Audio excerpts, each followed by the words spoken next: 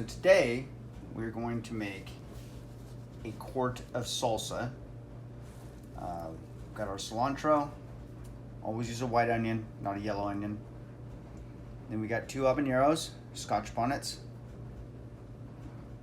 1 jalapeno, and this is my favorite. The San Marzano whole peel tomatoes seem to be the best to me. I've tried all the different ones.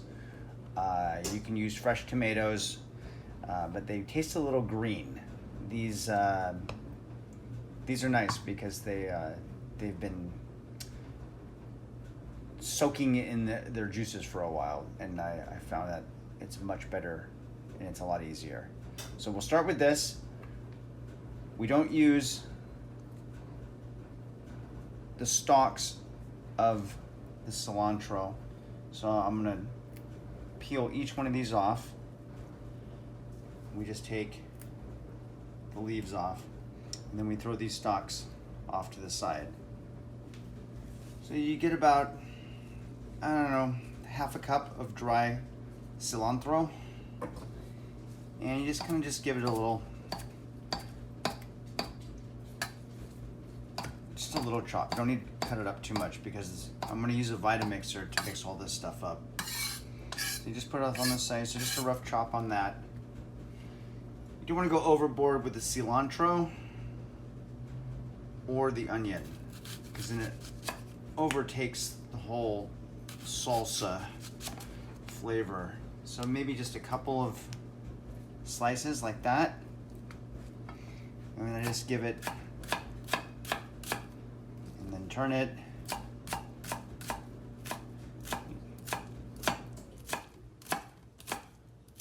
And so that takes care of the portion of the onion and the cilantro. That's all you need there. Now for cutting the habaneros, of course, be careful because you don't want to touch your eye after you touch these things.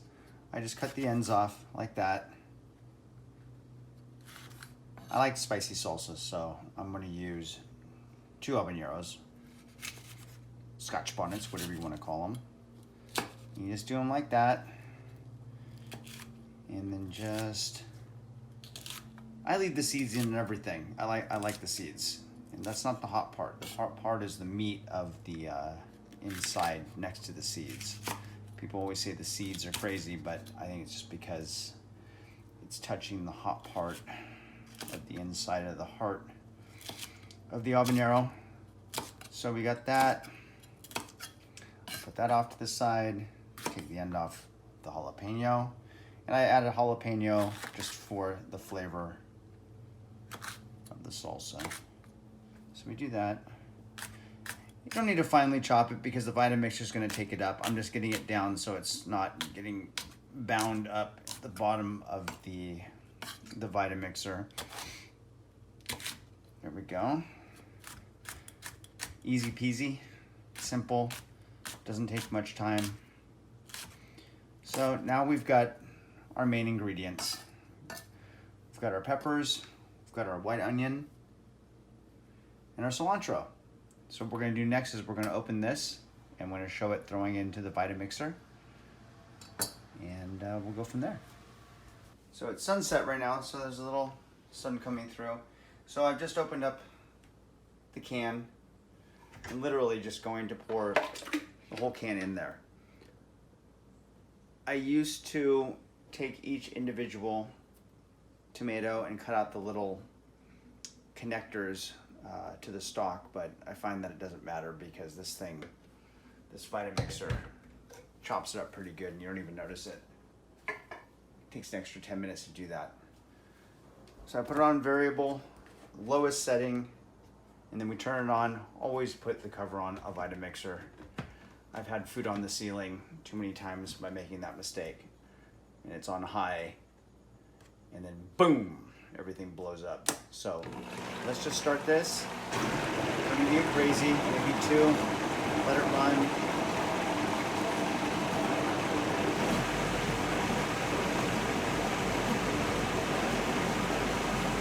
Don't want to go too fast, don't want to heat it up or anything, just want to break down the tomatoes so you have like a tomato sauce. And then when that's done, put in the peppers first. Take all of them. Try not to touch them, because you accidentally touch your eye and it burns. Okay, so just take it easy. Try not to touch them. I use the knife mostly to scoop them up. I always wash my hands after I touch any of the peppers like that. So we do that. Put the cap back on. Same thing. I put it up a little bit higher so it can chop up the peppers. As you can see, it's doing it. The idea is to get the peppers chopped up so it puts the flavor through the tomatoes and starts to stew with it. I don't go more than 3 here. Again, another about 20 seconds. You can kind of see all the peppers and the seeds going through. And when you find it stop bouncing around, just back it off a little bit. The idea is you don't want to get it too frothy. If you go too high, it starts getting all frothy and bubbly, and so we just leave it at that. At that point, I like to use Himalayan salt. I like the way it tastes. So here, I've got a 1/4 teaspoon.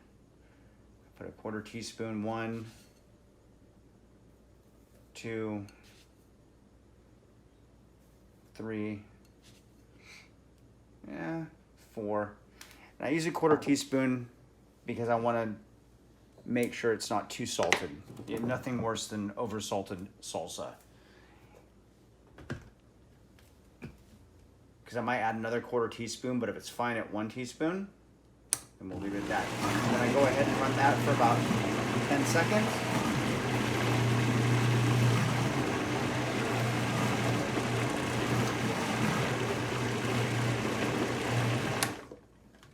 And you can also taste it at that point to see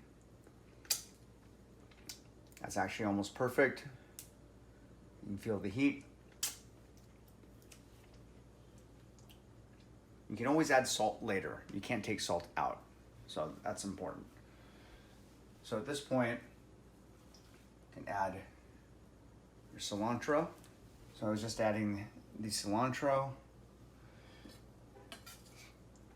And you can add your white onions.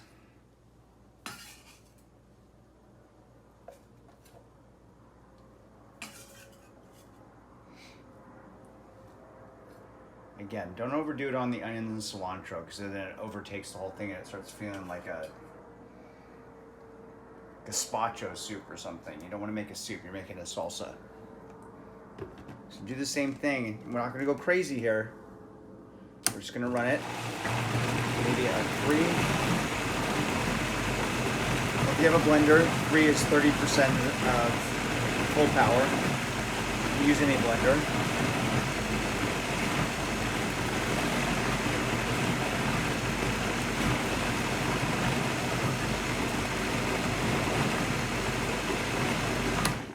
And that's it. You have literally just finished salsa. And it's probably the best tasting salsa you'll ever have. So I always like to yeah, that is really spicy. We like that though. And the salt content's good. But we want to let it sit for like 10 minutes and then revisit it again, because the salt crystals are going to go throughout and everything. We say like, oh, it doesn't feel like it has enough salt. The last thing you want to do is start adding salt before the salt crystals have had a chance to get themselves inside the salsa and distribute. So we'll just leave that there. Turn it down to 1, just in case you flip the switch. Don't want to throw the salsa all up in the air or in your eyes, because now you're talking about habanero burn, and it's not fun. I've done it. So we waited about 10 minutes. I had to give it one more little on super low. Just mix it back up again. The salt crystals have now gotten through it. And about 1 teaspoon of salt works perfect, depending on what salt you're using. Some may be a little bit stronger. I find Himalayan salt to be a little bit more mellow. So that was 1 teaspoon. And then I save whole pickle jars. And I just take this. Now I'm good for a whole week. I use it on omelets, baked potatoes, even when I do roasted chicken. Literally, I can almost put it on everything. And that's it. That's pretty clean. I try to get the last little drops. I hate wasting any of this stuff, but now it's pretty much done. So that's it. That's 15-minute salsa right there. You can get that. You have salsa for a week. And you're probably talking about $5 for the tomatoes, habaneros, jalapeno, onion, and cilantro, which are very inexpensive. It's just the tomatoes are always the most expensive part, so that's why I like getting the canned tomatoes. So that's it. There you go. 15-minute salsa, good for the whole week. I bring it to people at work. They love it. They ask if I have it. Fun to give away too as gifts for people. All right.